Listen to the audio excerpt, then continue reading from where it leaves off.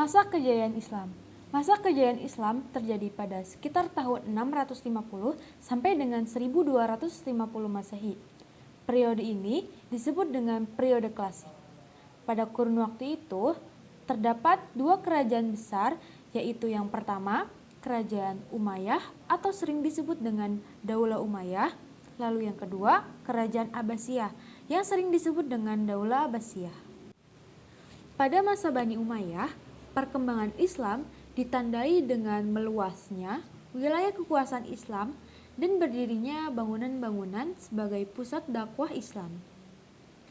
Kemajuan Islam pada masa ini meliputi yang pertama, bidang politik, yang kedua, keagamaan, yang ketiga, ekonomi, yang keempat, ilmu bangunan atau arsitektur, yang kelima, sosial, dan yang keenam, bidang militer.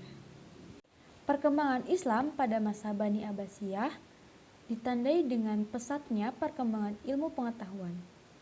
Kemajuan Islam pada masa ini meliputi bidang yang pertama yaitu ilmu pengetahuan, yang kedua ekonomi, yang ketiga ilmu bangunan atau arsitektur, yang keempat sosial, dan yang kelima bidang militer. Kemajuan umat Islam pada masa Bani Umayyah atau Bani Abbasiyah tidak terjadi secara tiba-tiba, akan tetapi disebabkan oleh faktor internal dan faktor eksternal.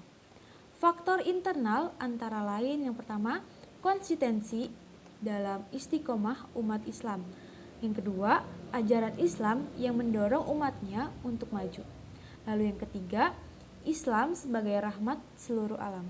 Yang terakhir, Islam sebagai agama dakwah sekaligus keseimbangan dalam menanggapi duniawi dan ukhrawi. Faktor eksternalnya antara lain yang pertama, terjadinya asimilasi antara bangsa Arab dan bangsa-bangsa lain yang lebih dahulu mengalami perkembangan dalam ilmu pengetahuan. Yang kedua, gerakan terjemahan pada masa periode klasik.